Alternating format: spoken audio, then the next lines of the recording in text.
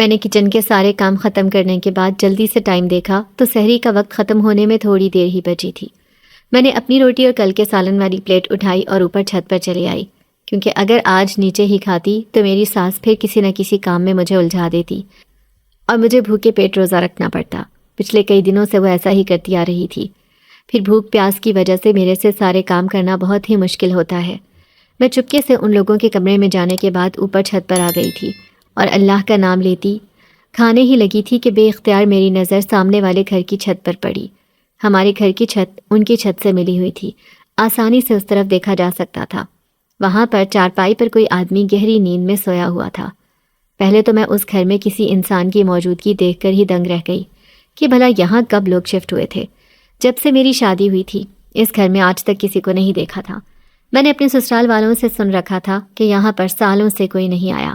پہلے جب بھی لوگ آتے تھے تو وہ راتوں رات ہی اس گھر کو چھوڑ کر چلے جایا کرتے تھے۔ کچھ کا کہنا تھا کہ اس گھر میں انہوں نے پراسرار سائے دیکھے ہیں، تو کچھ رات کو نیند سے ڈر کر جاگ جاتے، کیونکہ ان کے مطابق کوئی ان کو نیند سے جگانے لگ جاتا تھا۔ آس پڑوس کے لوگوں سے تو میں نے یہ بھی سنا تھا کہ انہوں نے پڑوس گھر سے اندھیرا ہوتے ہی خوفناک آوازیں اور سرگوشیاں سنی ہیں جو کسی غیر انسانی زبان میں ہوتی تھیں۔ یہ سب باتیں سن کر مجھے کچھ خاص یقین نہیں ہوا تھا، کیونکہ مجھے لگتا تھا کہ جتنے منہ اتنی باتیں۔ میں نے اپنی 1 سال کی شادی شدہ زندگی میں کبھی یہاں کسی قسم کی پراسرار حرکت محسوس نہیں کی تھی۔ جب بھی چھت پر آتی یہاں پڑوس والے گھر میں سناٹا ہی چھایا ہوتا، مگر مجھے ایک تجسس تھا کہ آخر ایسی بھی کیا وجہ ہو سکتی ہے کہ کوئی یہاں آج تک ٹک ہی نہیں سکا تھا۔ کیا واقعی اس گھر میں کچھ غیر معمولی سائے آباد تھے، یا پھر یہ سب لوگ من گھڑت باتیں کرتے تھے؟ اب آج اچانک سے سحری کے وقت اس آدمی کو دیکھ کر مجھے تھوڑی گھبراہٹ ہوئی۔ میں نے سوچا شاید یہاں آج کل میں ہی شفٹ ہوا ہوگا۔ پھر وقت گزرنے کا احساس ہوا تو میں نے سوچا کہ شاید یہ آدمی آج نیند سے نہیں جاگا۔ میں نے اپنے ہاتھ میں پکڑی ٹرے کو دیکھا اور ثواب کی نیت سے اس آدمی کو آواز لگائی، سنیں، آپ نے سحری کر لی ہے کیا؟ اگر نہیں کی تو یہ لیں، جلدی سے کھا لیں، پھر فجر کی اذان ہونے میں تھوڑا ہی ٹائم رہتا ہے۔ میری آواز سن کر وہ آدمی اٹھ بیٹھا۔ میں اندھیرا ہونے کی وجہ سے اس کا چہرہ تو واضح نہیں دیکھ سکی تھی، مگر اس کا اونچا لمبا قد کافی نمایاں تھا۔ اس نے اپنی بھاری سرد آواز میں میرا شکریہ ادا کیا اور وہ ٹرے تھام لی۔ میں پھر وہاں سے نیچے آنے ہی لگی تھی کہ پیچھے سے اس آدمی کی آواز آئی، آپ نے مجھے جگا کر اپنے حصے کی سحری مجھے دے دی، اس کا بے حد مشکور ہوں۔ میں آپ کو اس کا انعام روزہ کھولنے کے بعد دوں گا۔ اس آدمی کی آواز میں ایک عجیب سی مقناطیسی کشش تھی۔ میں ایک دفعہ پھر سے مڑ کر اس کی طرف دیکھنے لگی، مگر اب وہ وہاں موجود نہیں تھا، بلکہ چھت پر تو چارپائی تک نہیں تھی جس پر ابھی تھوڑی دیر پہلے وہ سو رہا تھا۔ یہ سب کیا تھا؟ آخر ایسے کیسے اتنی پھرتی سے وہ چھت سے نیچے چلا گیا؟ ابھی ایک لمحہ پہلے اس نے مجھے سحری دینے پر انعام کا کہا تھا، مگر سب سے زیادہ دنگ رہنے والی بات یہ تھی کہ اس کو کیسے معلوم ہوا کہ میں نے اپنے حصے کی سحری اس آدمی کو دے دی ہے؟ یہ بات تو صرف مجھے پتا تھی کہ میں یہاں چھت پر سحری کرنے کے لیے آئی ہوں۔ ایک دم سے میرے جسم میں خوف کی لہر دوڑنے لگ گئی تھی، کہیں میں نے کچھ غلط تو نہیں کر لیا؟ نہ جانے وہ آدمی کون تھا، کہاں سے آیا تھا، اور میں نے بغیر جان پہچان کے اس سے بات بھی کر لی تھی۔ پہلے ہی میری زندگی دکھوں کا ڈھیر تھی، اب اگر میرے سسرال والوں کو پتہ لگا کہ میں نے اندھیرے کے وقت کسی نامحرم آدمی سے بات کی تھی یا پھر اس کو کھانا دیا تھا، تو وہ مجھے دھکے دے کر اس گھر سے نکال باہر کرتے۔ نہ جانے اب میری زندگی کون سا نیا موڑ لینے والی تھی۔ میرا ثواب کی نیت سے کیا گیا عمل کہیں میرے لیے مصیبت نہ بن جائے۔ پھر سارا دن میں کام کاج میں مصروف رہی اور شام کے وقت سب کے لیے افطاری تیار کی تو میری حالت مزید خراب ہو گئی تھی۔ میرے سسرال والوں کو ذرا خیال نہ آیا کہ مجھے بھی اپنے ساتھ بیٹھ کر روزہ افطار کرنے کا کہتے۔ وہ سارے تو جیسے کھانے پر ٹوٹ پڑے تھے، تھوڑی ہی دیر میں سب کچھ چٹ کر لیا تھا۔ میں کچن سے باہر نکلی تو برتن خالی دیکھ کر میری آنکھوں میں آنسو جمع ہو گئے۔ میرے جسم میں مزید جان نہیں بچی تھی کیونکہ تھکاوٹ سے میرا برا حال ہو رہا تھا۔ میں اپنا تھکن سے چور وجود لے کر اوپر چھت پر ہی آ گئی، مگر سامنے دیکھتے ہی میرے پیروں کے نیچے سے مانو زمین کھسک گئی۔ مجھے اپنی آنکھوں پر یقین ہی نہیں آ رہا تھا، کیونکہ میرا نام سارا ہے، میرا تعلق غریب خاندان سے تھا۔ میں اپنے ابا کی 4 نمبر کی بیٹی تھی۔ بیٹا نہ ہونے کی وجہ سے وہ جیسے پاگل ہو چکے تھے، ہر آئے دن اماں کو پیٹتے رہتے کہ تو ایک بیکار عورت ہے، مجھے اتنے سالوں میں ایک بیٹا پیدا کر کے نہیں دے سکی۔ میں اماں کو بچپن ہی سے ابا کے ہاتھوں ذلیل ہوتا دیکھ رہی تھی، مگر اماں جواب میں کچھ نہ کہتی، کیونکہ ہم غریب لڑکیوں کو بیاہتے وقت ہمارے والدین نصیحت کر دیتے ہیں کہ اب تیرا جینا مرنا تیرے سسرال میں ہی ہے، وہاں سے ہی تیرا جنازہ اٹھنا چاہیے۔ اماں ابا کی بے رخی اور مار پیٹ کی وجہ سے دن بدن کمزور اور بیمار ہوتی جا رہی تھی، مگر میں مجبور تھی، چاہ کر بھی کچھ نہیں کر پا رہی تھی۔ ابا نے زبردستی میری پہلی تینوں بہنوں کی شادی علاقے کے ہی غریب لوگوں میں کروا دی تھی۔ وہ تو میری شادی بھی کر رہے تھے، مگر اماں ان کے پیر پکڑ کر گڑ گڑائی، خدارا ابھی سارا صرف 16 سال کی ہے، اس کی عمر شادی کے لائق نہیں ہے، اس معصوم پر اتنا بڑا ظلم نہ کریں۔ نہ جانے کیسے ابا کو رحم آ گیا تھا، مگر یہ سب بس کچھ ہی عرصے تک تھا، کیونکہ جب اگلے سال میں 17 سال کی ہوئی تو اماں ایک رات خاموشی سے مجھے اس دنیا میں تنہا چھوڑ کر چلی گئی تھی۔ ابا کو تو اماں کے جانے کا ذرا افسوس نہ تھا، ان کو اب بس مجھ سے جان چھڑانی تھی، کیونکہ ان کے مطابق میں ان کے گلے کا کانٹا تھی۔ وہ ہر دوسرے دن مجھے بے عزت کرتے کہ میں کچھ دن میں تیرے بوجھ سے بھی جان چھڑوا لوں گا، میرے پاس کوئی قارون کا خزانہ نہیں ہے جو تجھے اس گھر میں بٹھا کر پالتا رہوں گا۔ پھر اگلے ہی ہفتے ابا نے میری شادی کر دی تھی۔ مجھے اپنے سسرال آتے ہی اندازہ ہو گیا تھا کہ وہ لوگ بھی نہایت لالچی اور سخت تھے۔ میرے شوہر کو تو مجھ میں رتی برابر دلچسپی نہ تھی۔ میری ساس مجھے آئے روز خالی ہاتھ رخصت ہونے کے طعنے دیتی رہتی تھی۔ میری ایک نند نادیہ اور دیور علی بھی تھا۔ نادیہ کو طلاق ہو چکی تھی، جس کی وجہ سے وہ اب مائکے میں آ گئی تھی۔ میرا دیور علی پورے گاؤں کا ایک آوارہ لڑکا تھا، ہر کوئی جانتا تھا کہ وہ بدماش لوگوں میں اٹھتا بیٹھتا ہے۔ یہ شکر تھا کہ وہ گھر کم ہی آتا تھا۔ میرے سسرال والوں کو مجھ سے خدا واسطے کا بیٹھ تھا۔ وہ پورے گھر کے کام مجھ سے کروانے کے باوجود بھی یہی کہتے کہ تو ایک کام چور لڑکی ہے، کسی کام کی نہیں۔ پھر اسی طرح وقت گزرتا گیا اور دیکھتے ہی دیکھتے میری شادی کو 1 سال ہو گیا۔ میری ساس تو اب مجھے بانجھ کہہ کر پکارتی کہ تو میرے بچے کو ایک اولاد تک نہیں دے سکتی ہے۔ میں ان کو کیسے بتاتی کہ اولاد تو اللہ کے حکم سے ہوتی ہے، وہ جس کو چاہے اولاد کی نعمت سے نوازے اور جس کو چاہے اس سے محروم رکھے۔ میری ساس کی میرے لیے نفرت بہت بڑھ گئی تھی۔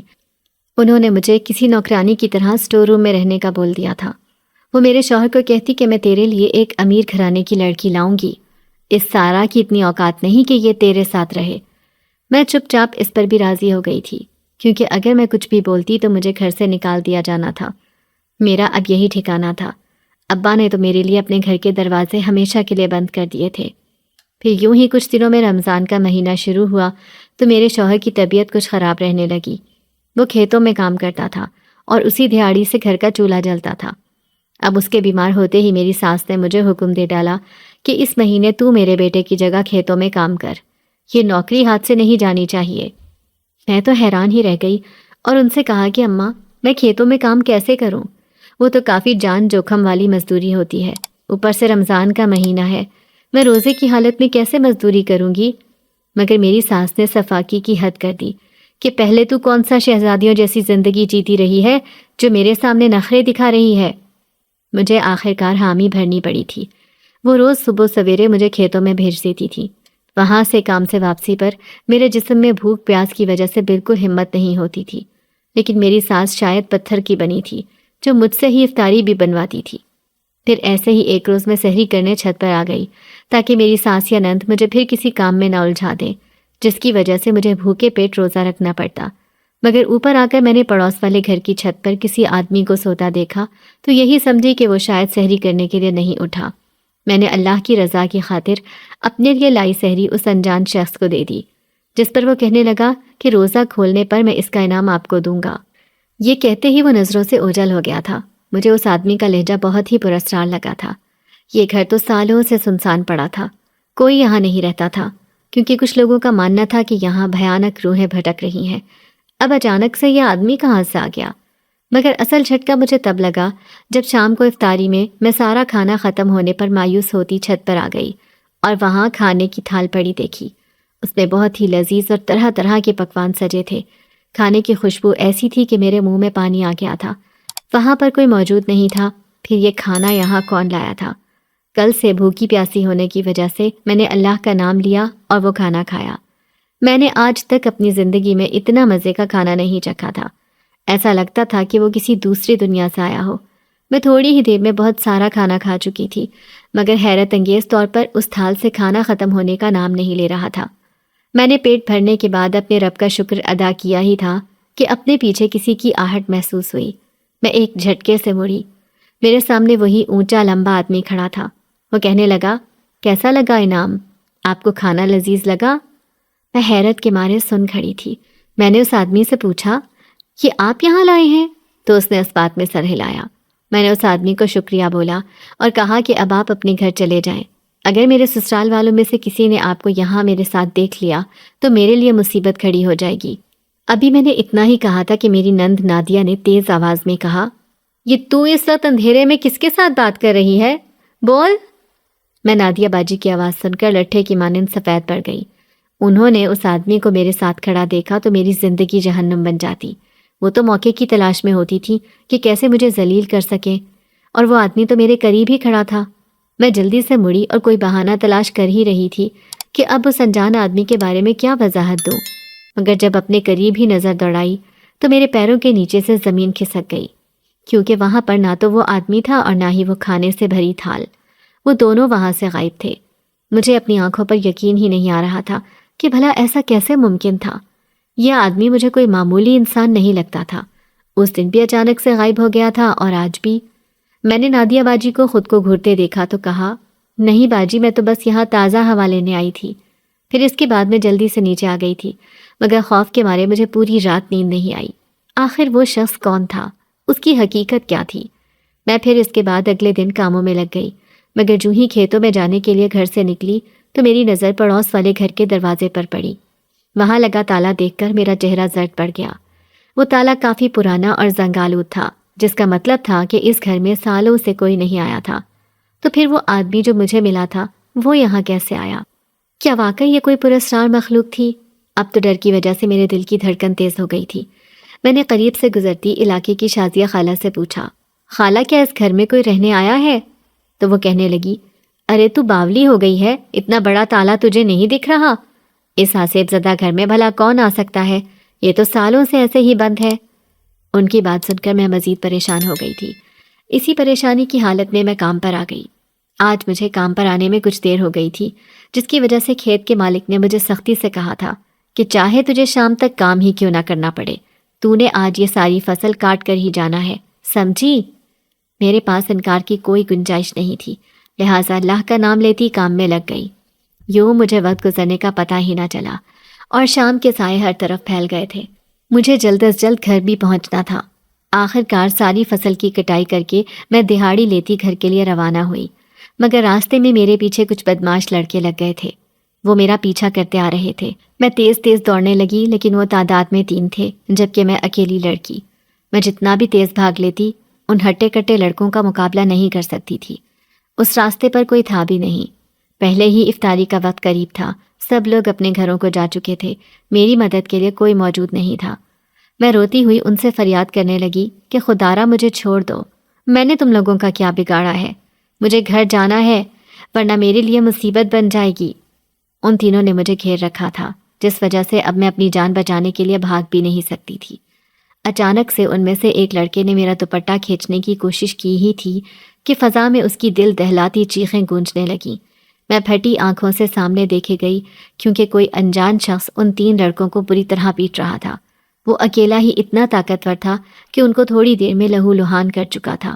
میں اس کا چہرہ تو نہیں دیکھ پائی، مگر جب اس شخص نے کہا، سارا اب ٹھیک ہے، کوئی چوٹ تو نہیں آئی آپ کو؟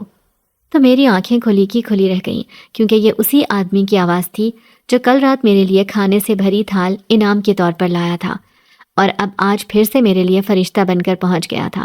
میں نے اس آدمی سے پوچھا کہ آخر آپ کون ہیں اور میری مدد کیوں کر رہے ہیں؟ میں تو آپ کو جانتی تک نہیں ہوں، پھر آپ کو کیسے پتہ چل گیا کہ میرا نام سارا ہے؟ میرا دل یہ سب پوچھتے ہوئے بہت تیزی سے دھڑک رہا تھا۔ اس آدمی نے میری بات سن کر کہا، ابھی آپ کو میں کچھ نہیں بتا سکتا، مگر صحیح وقت آنے پر آپ کو سب پتہ چل جائے گا۔ ابھی آپ گھر جائیں، شام کی اذان ہونے ہی والی ہے۔ وہ شخص میرے پیچھے ہی چلتا ہوا گھر تک آیا تھا۔ میں ابھی اس کو شکریہ کہنے کے لیے مڑی ہی تھی کہ اس کو وہاں سے غائب دیکھ کر گھر میں داخل ہو گئی۔ مجھے پتا تھا اندر میری ساس دیر سے آنے پر میرے سے 100 سوال کریں گی۔ وہ تو ویسے بھی میرے گھر سے کام کے علاوہ باہر جانے پر اعتراض کرتی تھی اور جھٹ سے میرے اوپر شک کرنے لگ جاتی تھی۔ اب میں نے جو ہی گھر میں قدم رکھا تو سامنے ہی میرے سارے سسرال والے کھڑے تھے۔ آج اپنے دیور علی کو اس وقت گھر پر دیکھ کر مجھے کچھ کھٹکا۔ وہ مجھے اوپر سے نیچے تک غلیظ نظروں سے دیکھ رہا تھا۔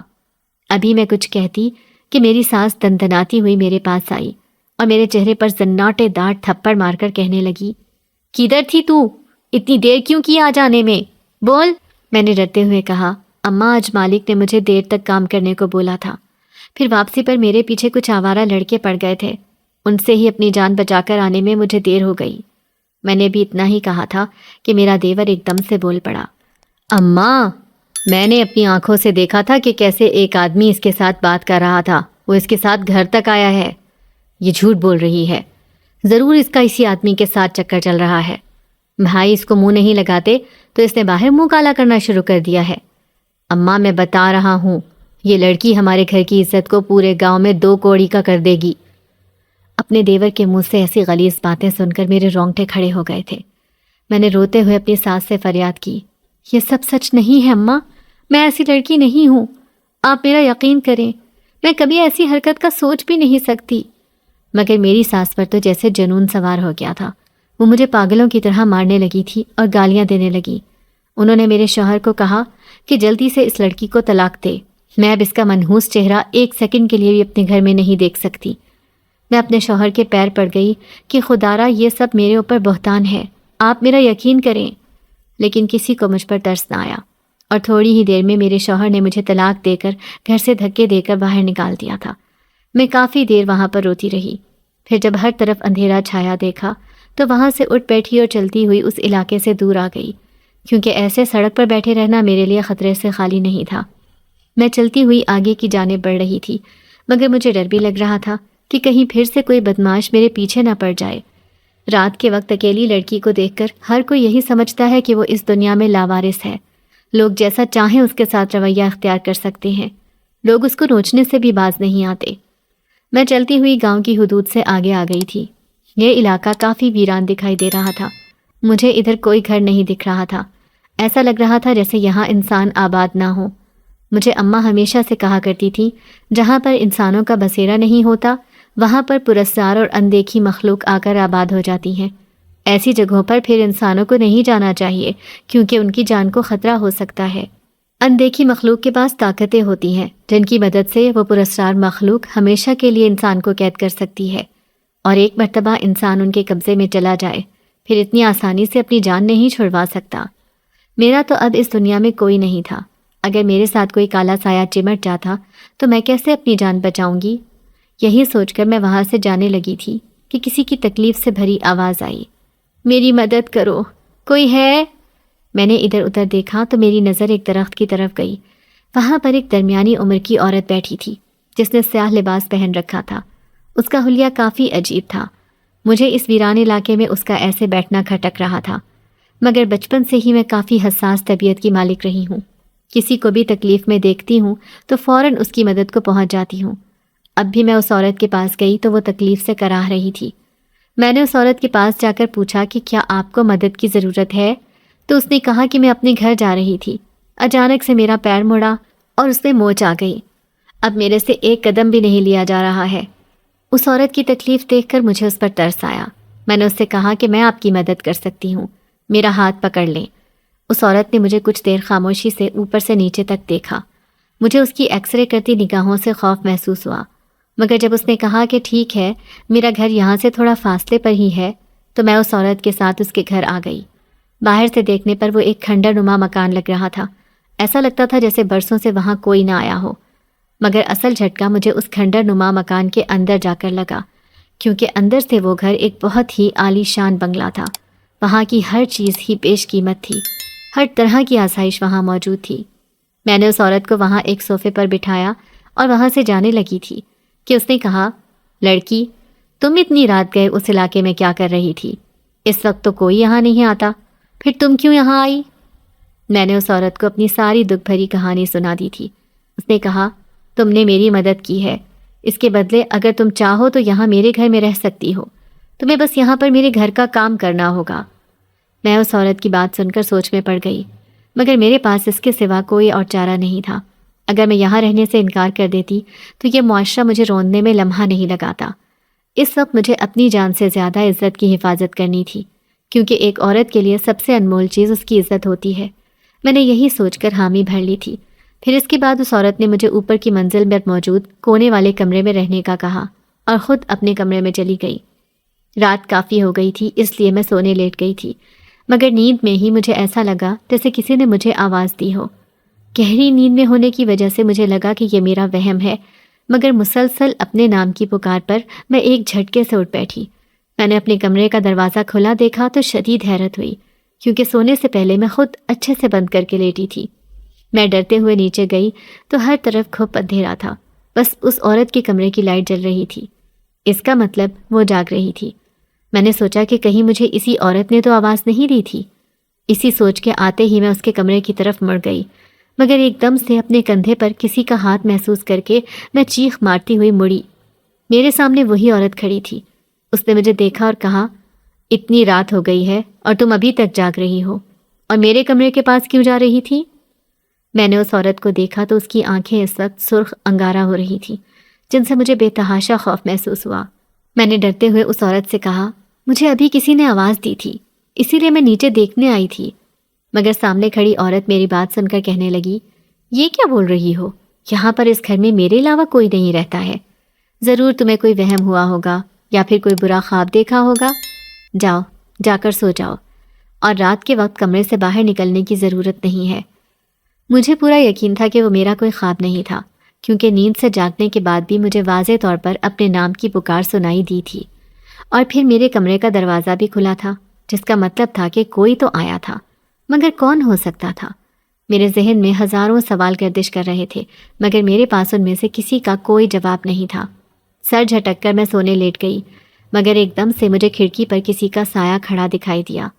میں وہ سایہ دیکھ کر ایک دم اٹھ بیٹھی کہ بھلا وہ کون تھا؟ خوف کی وجہ سے میرا چہرہ پیلا زرد پڑنے لگا تھا۔ کہیں یہ کوئی چور یا ڈاکو تو نہیں تھا جو یہاں اس مکان میں گھسنا چاہ رہا تھا؟ اگر ایسا ہوا تو مصیبت ہو جاتی۔ میں جلدی سے نیچے کی طرف بھاگی۔ وہاں پر مجھے اس عورت کے کمرے کی لائٹ پھر آن دکھائی دی۔ میں ابھی دروازہ کھٹکھٹانے ہی لگی تھی کہ اندر سے کچھ سرگوشیاں سنائی دیں۔ وہ عورت کسی سے بات کر رہی تھی، مگر وہ کسی دوسری زبان میں بول رہی تھی جو میری سمجھ میں نہیں آ رہی تھی۔ مجھے حیرت ہوئی کہ ابھی تو اس نے کہا تھا کہ اس گھر میں وہ اکیلی ہی رہتی ہے، تو پھر وہ کس کے ساتھ بات کر رہی تھی؟ مجھے دال میں کچھ کالا لگ رہا تھا۔ یہ عورت مجھ سے ضرور کچھ تو چھپا رہی تھی۔ میں نے سوچ لیا تھا کہ میں جان کر رہوں گی، کیونکہ اب جب اس گھر میں رہنے کا فیصلہ کر ہی لیا تھا تو مجھے جاننا ہوگا کہ یہ جگہ محفوظ بھی تھی یا نہیں۔ میں نے ہمت کرتے دروازہ کھٹکھٹایا تو تھوڑی دیر بعد اس عورت نے باہر سے مجھے غصے سے کہا، تم پھر سے آ گئی ہو؟ اب کیا مصیبت آ گئی ہے؟ بولو۔ میں نے ان کو کہا، وہ میرے کمرے کی کھڑکی پر کوئی کھڑا ہے، میں نے کسی کا سایہ دیکھا ہے۔ تو وہ کہنے لگی، ایسا کیسے ہو سکتا ہے؟ میرے گھر میں میری اجازت کے بغیر کوئی نہیں آ سکتا۔ چپ چاپ جا کر سو جاؤ، ورنہ میرے سے برا کوئی نہیں ہوگا۔ میں نے ان کے انکار کے باوجود منت کی کہ آپ ایک بار آ کر دیکھ لیں، میں جھوٹ نہیں بول رہی۔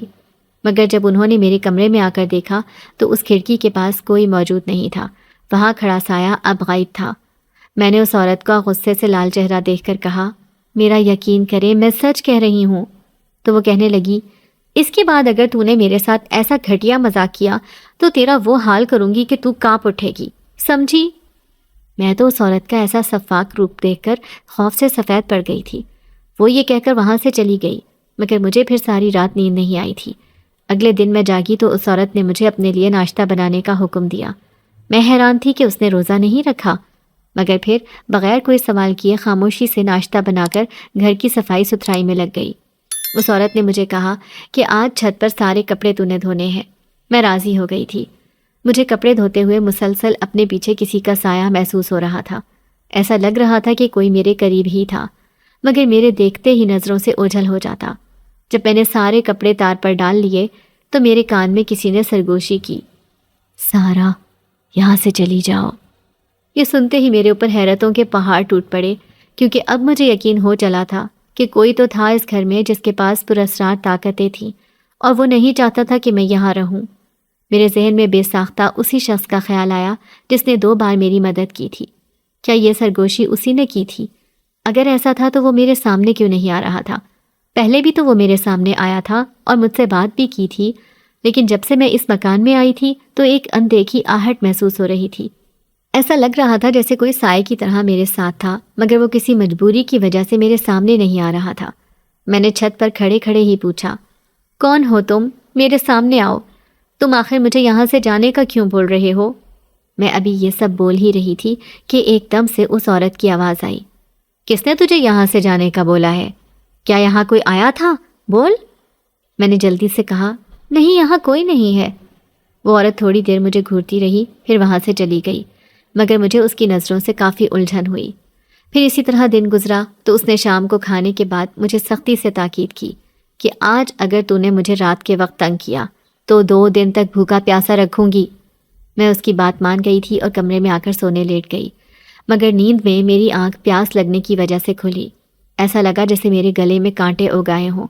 میں آج کمرے میں اپنے ساتھ پانی لانا بھول گئی تھی، اسی لیے نیچے کچن کی طرف گئی۔ پانی پی کر میں واپس آنے ہی لگی تھی کہ میری نظر گھر کے داخلی دروازے پر پڑی۔ وہ کھلا تھا جبکہ وہ عورت باہر جا رہی تھی۔ میں نے سوچا کہ اتنی رات کو یہ کہاں جا رہی تھی؟ مجھے تو انہوں نے سختی سے کہا تھا کہ ان کو تنگ نہ کروں، پھر ایسا کون سا کام ہو سکتا ہے جو وہ اس وقت باہر جا رہی تھی؟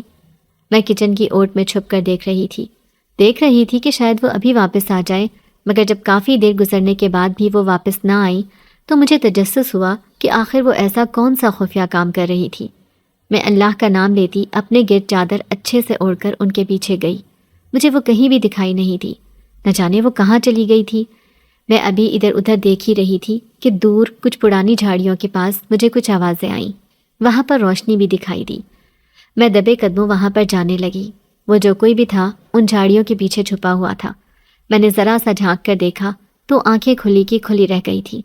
وہ عورت آدھی رات کو زمین پر بیٹھی ہوئی تھی، جبکہ اس نے اپنے سامنے کچھ لکڑیوں پر آگ جلا رکھی تھی۔ اس عورت کے پاس ایک آدمی بھی تھا جس کا چہرہ مجھے دکھائی نہیں دے رہا تھا۔ وہ عورت کہنے لگی، اب مزید اور کتنے دن مجھے انتظار کرنا ہوگا؟ مجھے وہ شیطانی طاقتیں ہر قیمت پر چاہیے۔ تو اس عورت کی بات کے جواب میں ایک بھیانک آواز آئی جو اسی نقاب پوش آدمی کی تھی۔ مالکن، آپ کو مزید کچھ دن صبر سے کام لینا ہوگا۔ آپ کا شکار تو تیار ہے اور آپ کی قید میں ہے، مگر آپ اماوس کی رات سے پہلے کچھ نہیں کر سکتی۔ اگر آپ نے بلی چڑھا بھی دی تو اس کا کوئی فائدہ نہیں ہوگا، وہ شیطانی طاقتیں آپ کے ہاتھ نہیں آ سکیں گی۔ وہ عورت یہ سن کر کہنے لگی، مجھے تمہاری بات اچھے سے پتہ ہے، مگر مجھے لگتا ہے اس لڑکی کو میرے اوپر شک ہو گیا ہے۔ وہ میرے بارے میں پتہ لگانے کی کوشش کر رہی ہے۔ اس کے ساتھ کوئی سایہ بھی ہے جو صرف اسی کو محسوس ہوتا ہے۔ اگر اس نے بھگانے کی کوشش کی تو میری اتنی محنت برباد ہو جائے گی۔ میں کسی صورت اس کو ہاتھ سے جانے نہیں دے سکتی۔ میں یہ سب سن کر ساکت رہ گئی تھی۔ میرا حال تو ایسا تھا کہ کاٹو تو بدن میں لہو نہیں۔ اس کا مطلب یہ عورت مجھے اپنے کسی مقصد کے لیے اس گھر میں لائی تھی۔ وہ جو اس نے چوٹ کا کہا تھا وہ سب مجھے اپنے اس گھر میں لانے کے لیے ڈرامہ تھا تاکہ وہ مجھے یہاں لا سکے۔ تو وہ سرگوشی جو مجھے سنائی دی تھی وہ اسی شخص کی تھی۔ اس کا مطلب وہ کوئی عام انسان نہیں تھا، مگر وہ جیسا بھی تھا میں اس سے مدد مانگ سکتی ہوں، مگر کیسے؟ وہ تو میرے سامنے ہی نہیں آ رہا ہے۔ میں نے مزید کان لگا کر سننے کی کوشش کی تو اس بھیانک کالے سائے نے کہا، مالکن آپ فکر نہ کریں، یہ علاقہ ہم شیطانی سایوں کے قبضے میں ہے۔ وہ سایہ جو کوئی بھی ہے کبھی ادھر اپنے روپ میں نہیں آ سکے گا۔ یہاں اگر وہ اس لڑکی کو اپنے ساتھ لے جانے کی کوشش کرتا ہے تو خود بخود جل کر بھسم ہو جائے گا۔ میں پھٹی آنکھوں سے یہ انکشاف سنتی گئی۔ اس کا مطلب کہ وہ شخص کوئی معمولی انسان نہیں بلکہ واقعی میں پراسرار مخلوق تھی۔ اگر وہ کوئی انسان ہوتا تو کب کا میری مدد کو آ چکا ہوتا، مگر یہاں پر ان شیطانوں نے قبضہ کر رکھا تھا جس کی وجہ سے وہ میری مدد نہیں کر پا رہا تھا۔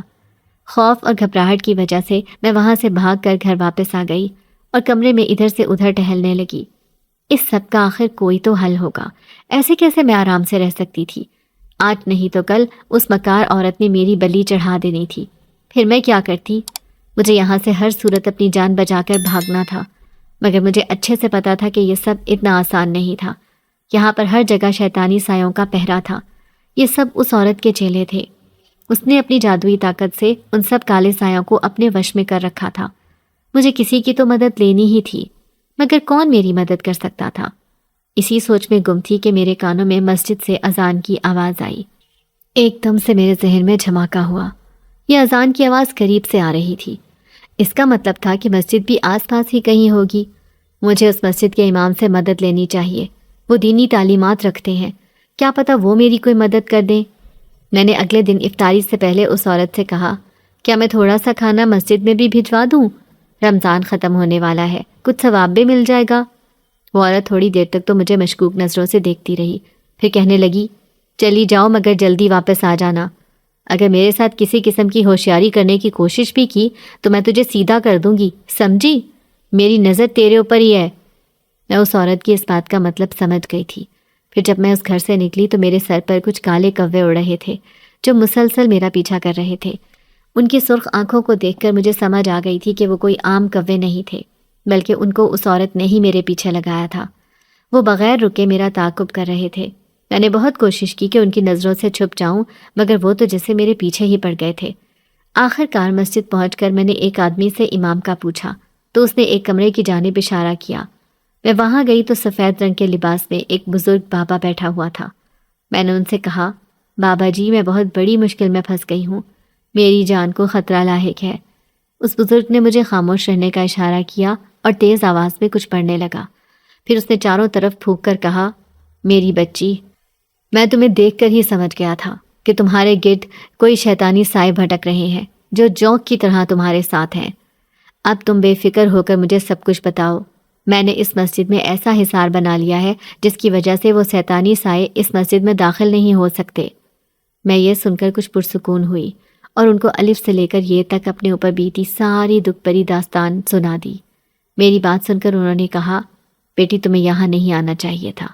یہ عورت ایک نہایت ہی مکروہ اور گھٹیا انسان ہے جس نے شیطانی طاقتیں حاصل کرنے کے لیے اپنا ایمان بیچ ڈالا۔ اس نے اپنے اس گھناؤنے مقصد کے لیے نہ جانے کتنی ہی جانیں قربان کر ڈالی ہیں۔ اس میں رحم نام کی کوئی چیز نہیں ہے۔ اب وہ تمہاری بلی شیطان کو دینا چاہتی ہے۔ میں نے اس بزرگ سے کہا، اس سب کا کوئی تو حل ہوگا، ہمیں اس عورت کی سازشوں کو ناکام بنانا ہوگا، ورنہ وہ میرے ساتھ ساتھ اور لڑکیوں کی بھی بلی چڑھائے گی، کیونکہ یہ کام اس کے لیے کوئی نیا نہیں ہے، سالوں سے وہ یہ سب کر رہی ہے۔ میری بات سن کر اس بزرگ نے کہا، تم بالکل صحیح کہہ رہی ہو بیٹی، ہر انسان کی کوئی نہ کوئی کمزوری ہوتی ہے۔ اس مکار عورت کی بھی کوئی ایسی کمزوری ہوگی جس کو اس نے سب سے خفیہ رکھا ہوگا۔ اگر ہمارے ہاتھ اس کی کمزوری آ جائے تو ہم اس کے منصوبے کو ناکام بنا سکتے ہیں اور اس کو تباہ و برباد کر سکتے ہیں۔ میں نے اس بزرگ کی بات سن کر کہا، بابا جی وہ عورت اپنے کمرے میں کسی کو بھی داخل نہیں ہونے دیتی ہے۔ اس نے مجھے پہلے دن سے ہی منع کر رکھا تھا کہ میں نے اس کے کمرے میں قدم بھی رکھا تو وہ میری ٹانگیں توڑ کر رکھ دے گی۔ مجھے لگتا ہے اس کی کمزوری اسی کے کمرے میں پوشیدہ ہوگی۔ اس بزرگ نے مجھے دیکھتے ہوئے کہا، میری بچی یہ کام خطرے سے خالی نہیں ہے۔ اگر اس بات کی بھنک بھی اس شیطان صفت عورت کو لگ گئی تو اس نے تمہیں جان سے مار دینا ہے۔ وہ تو ویسے ہی کچھ دنوں میں تمہاری بلی چڑھانے کا ارادہ کیے ہوئے ہے۔ میں نے کہا کہ بابا جی آپ فکر نہ کریں، میرے ساتھ اللہ کی مدد ہے، میرا اپنے رب پر پورا ایمان ہے۔ جب تک وہ میرے ساتھ ہے، کوے بھی شیطانی طاقت میری کچھ نہیں بگاڑ سکتے۔ میں نے سوچ لیا ہے کہ ہر صورت میں موقع ملتے ہی اس عورت کے کمرے کی تلاشی لوں گی، وہاں سے مجھے کچھ نہ کچھ تو سراغ ملے گا۔ پھر میں وہاں سے اٹھ کر واپس آنے لگی تھی کہ اس بزرگ بابا نے کہا، رکو بیٹی، تم اپنے ساتھ یہ تعویذ لے جاؤ اور اسے اپنے پاس سنبھال کر رکھو۔ جب تک یہ تعویذ تمہارے پاس ہے، اس مکار عورت کے چیلے تم پر نظر نہیں رکھ سکتے اور تم سکون سے اس عورت کے کمرے کی تلاشی لے سکتی ہو۔ میں نے وہ تعویذ اپنے گلے میں ڈال دیا تھا اور اس کے بعد گھر کی طرف روانہ ہو گئی۔ گھر آتے ہی اس عورت نے مجھے بالوں سے جکڑا اور کہنے لگی، کدھر تھی تو منحوس لڑکی؟ سچ سچ بتا، اتنی دیر تک کہاں تھی؟ مجھے تو نے کہا تھا کہ مسجد میں افطاری دینے جا رہی ہو، مگر تو پورے 2 گھنٹے لگا کر آئی ہے۔ میں سمجھ گئی تھی کہ اس تعویذ کی وجہ سے ہی اس عورت کو میرے بارے میں کچھ پتہ نہیں چل سکا تھا، کیونکہ اس بزرگ بابا نے ایسا حصار بنایا تھا کہ وہ شیطانی چیلے مسجد میں داخل نہیں ہو سکتے تھے۔ میں نے روتے ہوئے اس عورت سے کہا، وہاں پر تلاوت قرآن چل رہی تھی تو میں تھوڑی دیر وہیں سننے بیٹھ گئی تھی، میں اسی وجہ سے رک گئی تھی، اس کے علاوہ اور کوئی وجہ نہیں ہے۔ اس عورت نے مجھے زور سے دھکا دیا اور کہا، چل جا اپنے کمرے میں، اور خبردار اگر اس کے بعد گھر سے باہر قدم بھی نکالا۔ تو کیا سمجھتی ہے اس گھر سے فرار ہو جائے گی؟ اس گھر میں کوئی میری مرضی کے بغیر باہر نہیں جا سکتا، میری اجازت کے بغیر تو پتا بھی نہیں ہل سکتا ہے، پھر تو کیا چیز ہے؟ میں اپنی آنکھوں سے اس عورت کا ایسا روپ دیکھ کر دہل گئی تھی۔ کمرے میں آنے کے بعد میں لیٹ گئی تھی اور مسلسل اپنے رب سے دعائیں کرنے لگی کہ مجھے اس عورت کے کمرے میں جانے کا موقع مل جائے۔ پھر تھوڑی ہی دیر گزری تھی کہ مجھے نیچے کسی کے قدموں کی آہٹ سنائی دی۔ میں چونک کر اٹھ بیٹھی، ذرا سا سیڑھیوں سے جھانک کر دیکھا تو وہ عورت گھر سے باہر نکل رہی تھی۔ وہ عورت کافی محتاط انداز میں گھر سے نکل رہی تھی تاکہ مجھے پتہ نہ چلے۔ میں اس کے جاتے ہی جلدی سے نیچے اتری کیونکہ یہی سب سے بہترین موقع تھا۔ میں اس عورت کے کمرے میں داخل ہوئی تو وہاں پر بہت ہی غلیظ بدبو پھیلی ہوئی تھی۔ وہ بدبو خون کی تھی۔ میں نے اللہ کا نام لیا اور ڈرتے ہوئے ہر جگہ چھان بین شروع کر دی۔ مجھے یہ ڈر بھی تھا کہ کہیں وہ عورت واپس نہ آ جائے۔ آخرکار اس عورت کے بستر کے قریب مجھے ایک پوٹلی ملی جو کہ سیاہ رنگ کی تھی۔ میں نے اس کو کھولا تو اس میں ایک چمکتا ہوا بڑا سا پتھر تھا۔ جس طرح سے اس عورت نے اس پوٹلی کو بستر کے نیچے چھپا کر رکھا تھا، اس کا یہی مطلب تھا کہ وہ کافی قیمتی تھی۔ میں وہ پوٹلی لے کر گھر سے باہر کی جانب بھاگی۔ میرا رخ اس مسجد کی جانب تھا تاکہ اس بزرگ کے پاس یہ پوٹلی لے جا سکوں، مگر اپنے پیچھے وہ سیاہ کوے دکھائی دیے تو میرے پیروں کے نیچے سے زمین سرک گئی۔ یعنی اس مکار عورت کو علم ہو گیا تھا کہ میں اس کی کمزوری لے کر اس کے گھر سے نکلی ہوں۔ وہ کوے میرے ہاتھ سے وہ پوٹلی چھیننے کے لیے مجھے زخمی کرنے لگ گئے تھے۔ میری چیخیں فضا میں بلند ہو گئیں۔ میں چلاتے ہوئے ان کو خود سے دور کر رہی تھی اور چاہ رہی تھی کہ کسی طرح مسجد کے اندر داخل ہو جاؤں، لیکن وہ شیطانی چیلے مجھے نوچنے لگ گئے تھے۔ اچانک سے میرا ہاتھ کسی مضبوط گرفت میں آیا اور وہ انجان شخص مجھے لے کر اس مسجد میں لے گیا۔ میں نے حیران ہوتے ہوئے اس آدمی کو دیکھا۔ وہ وہی شخص تھا جو میری مدد کرتا آیا تھا۔ میں نے اس سے پوچھا، آپ یہاں کیسے آئے؟ اس عورت نے تو اس علاقے میں جادوئی حصار بنا رکھا تھا۔ تو وہ کہنے لگا، اس عورت کی کمزوری اب تم نے اس سے لے لی ہے، اسی لیے میں یہاں آنے میں کامیاب ہو گیا ہوں۔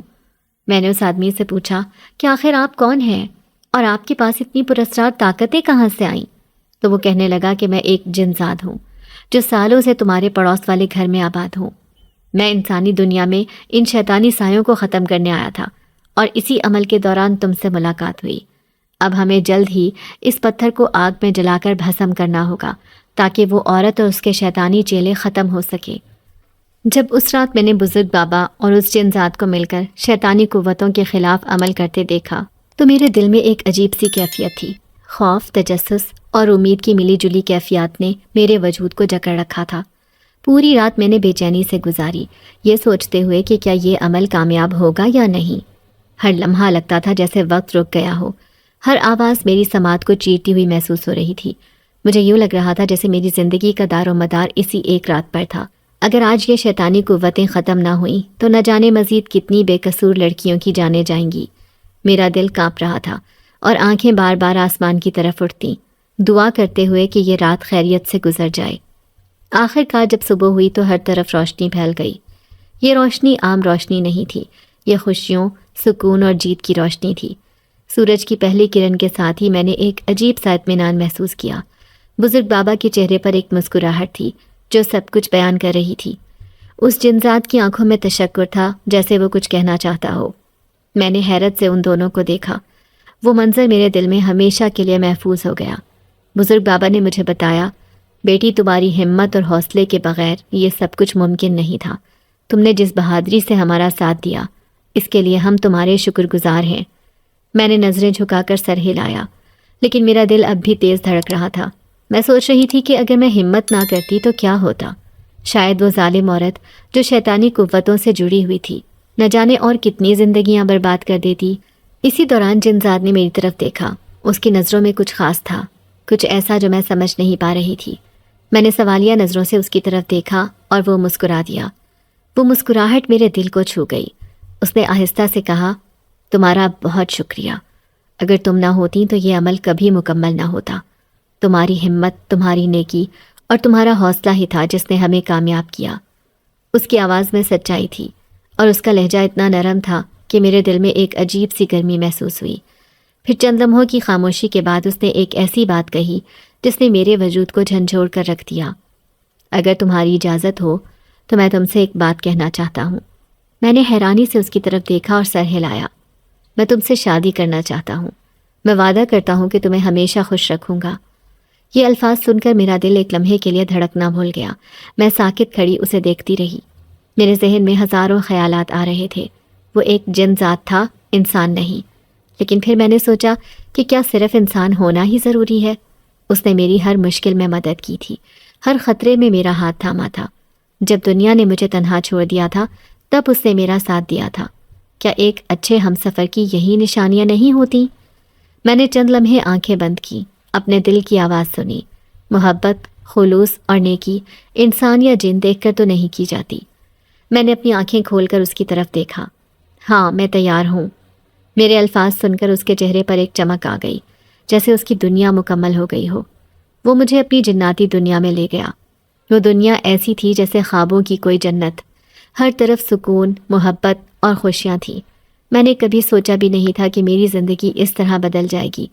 وہ میرا خیال اس طرح رکھتا تھا جیسے میں کوئی قیمتی خزانہ ہوں۔ ہر لمحہ وہ میری خوشی کا خیال رکھتا، میری مسکراہٹ کے لیے جیتا تھا۔ اس کا خلوص اور محبت مجھے ایک نئی زندگی دے رہے تھے۔ مجھے اب احساس ہوا کہ زندگی میں اصل خوشی ظاہری چیزوں میں نہیں، دل کی سچائی میں ہوتی ہے۔ میں جس دکھ، تکلیف اور جد و جہد سے گزری تھی، وہ سب اب ایک ماضی کا حصہ بن چکے تھے۔ ہر طرف خوشیاں ہی خوشیاں تھیں۔ اب میں ہر صبح سورج کی روشنی میں امید دیکھتی تھی، ہر رات چاند کی روشنی میں سکون پاتی تھی۔ میری زندگی میں جو اندھیرے تھے وہ ہمیشہ کے لیے ختم ہو گئے تھے۔ اب میں جان چکی تھی کہ محبت صرف انسانوں تک محدود نہیں ہوتی۔ محبت ایک احساس ہے، ایک جذباتی تعلق ہے جو دلوں کو جوڑ دیتا ہے، چاہے وہ انسان ہو یا جنزاد۔